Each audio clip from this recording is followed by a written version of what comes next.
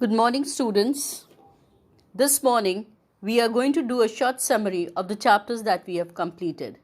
That is, A Triumph of Surgery and The Dust of Snow. The Triumph of Surgery is a prose and The Dust of Snow is a poem.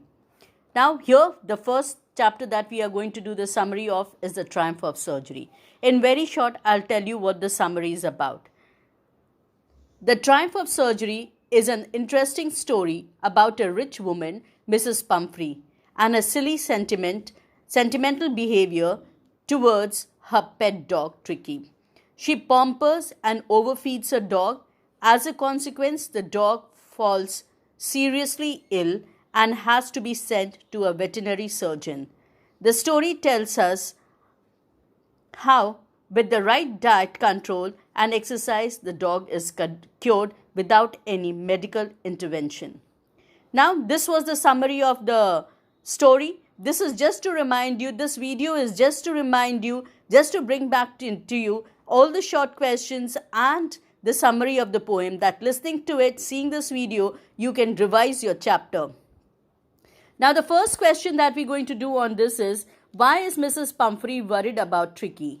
The answer is, Mrs. Pumphrey is worried about Tricky's listless condition. She thinks that the dog is suffering from malnutrition.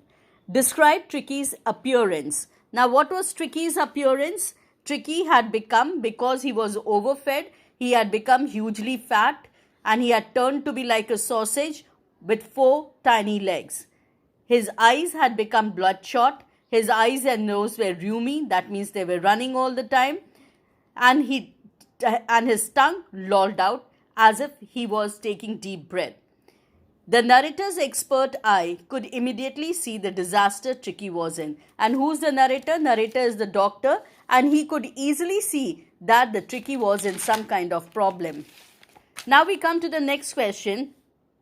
What suggestions were given by Dr. Harriet to Mrs. Pumphrey at the initial stage? Now, in the beginning, what did Dr. Harriet tell Mrs. Pumphrey? He told her to cut down on the sweet things and not to give extra food. He also told her to give him more exercise and to keep him on a very strict diet.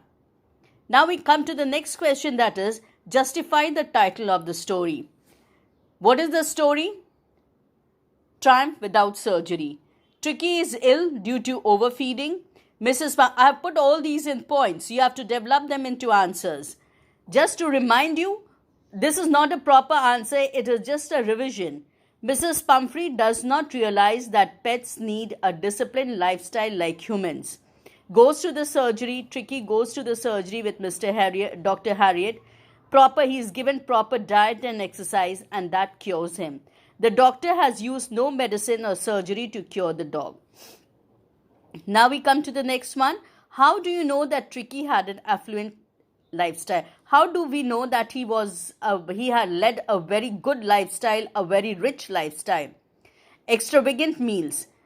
In between his proper meals, 3-time meals, he was given those extra meals, and these were extravagant, like Horlicks, cream cakes, chocolates, and etc. He had night beds, cushions, toys, bowls, and coats for himself. Living like a pampered child. It was not like a dog, but he was more living like a pampered child. Now we come to the next point, that is Tricky's stay at surgery. What kind of a lifestyle did he have at the surgery? 2 days, for the first 2 days, he was kept hungry only on water. After 2 days, he licked the food bowls, the morsels of food that were left in the other dog's bowl. He went and licked it. This showed that he had got an appetite, he was recovering, and he had got an appetite for food.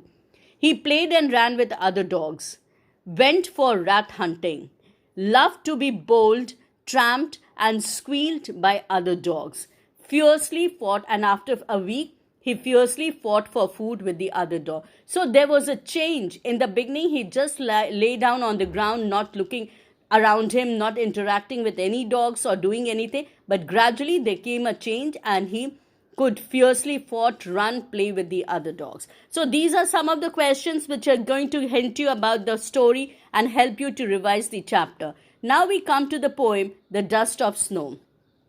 This is a simple poem by Robert Frost, and the summary is the poet is in a bad mood.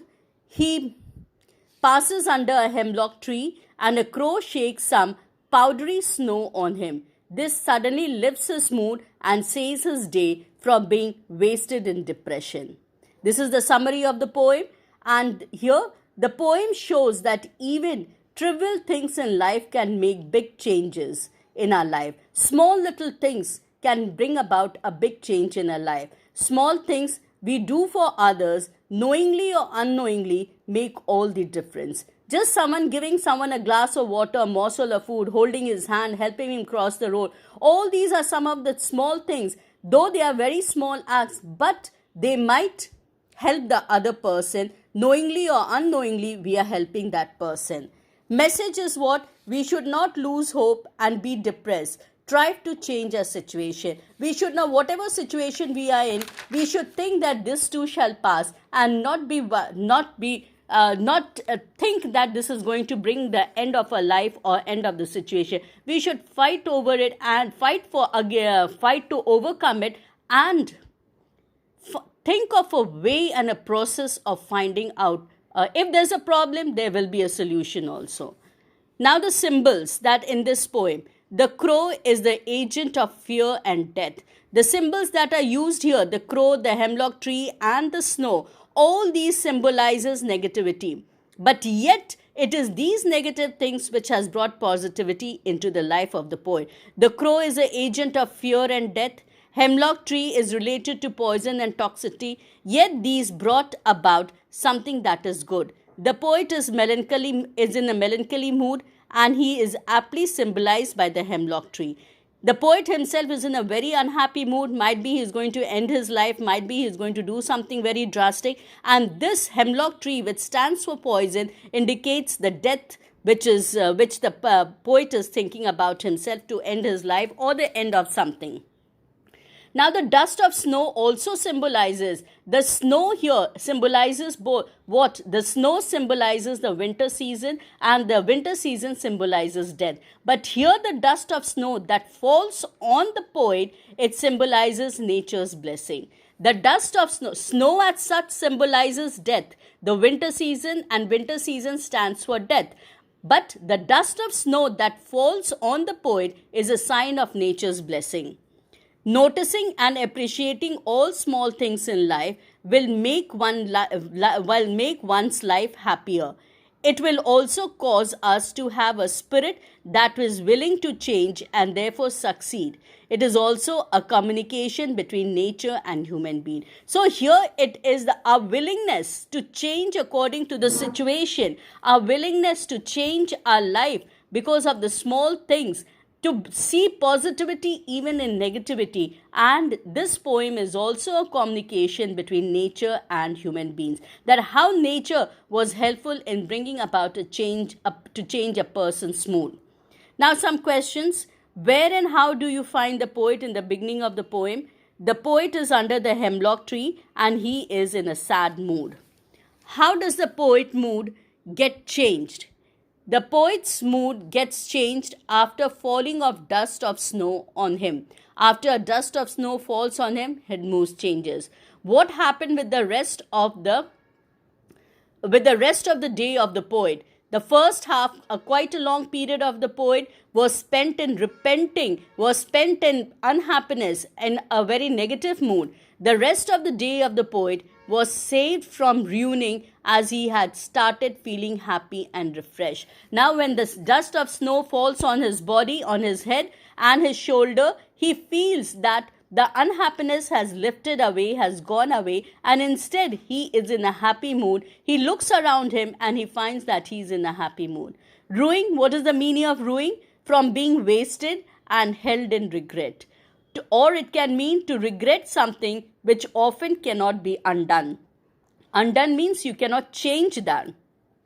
These two words are very important. Ruin and saved in the poem. Ruin means he is regretting, he is unhappy that what has happened, it cannot be changed, and this is going to bring about lot of unhappiness and the unhappy mood of the poet. And saved, to rescue or keep safe. Safe means to rescue or to keep safe. And it was this dust of snow which kept him safe, which rescued him from ending his life or destroying himself or doing something wrong.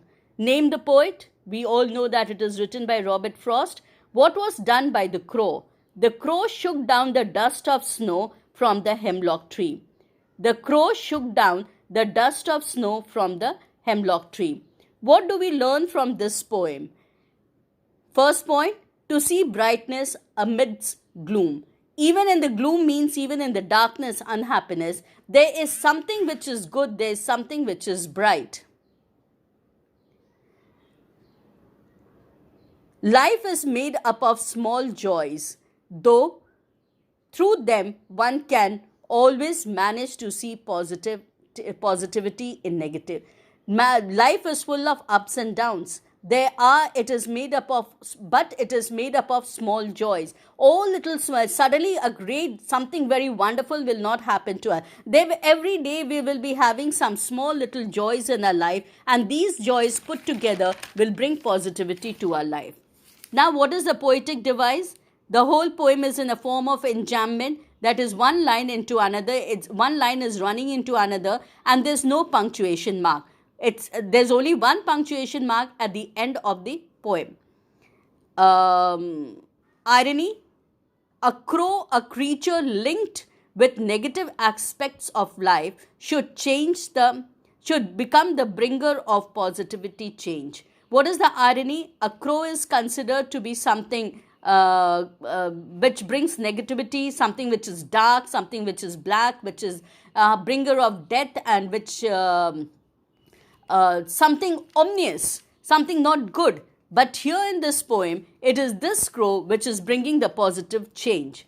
Then we have the assonance, way, day, the long vowel sound of A and A, both in A, way and day. Then we have the alliteration, has given my heart, has in heart, and saved some part, saved S and S.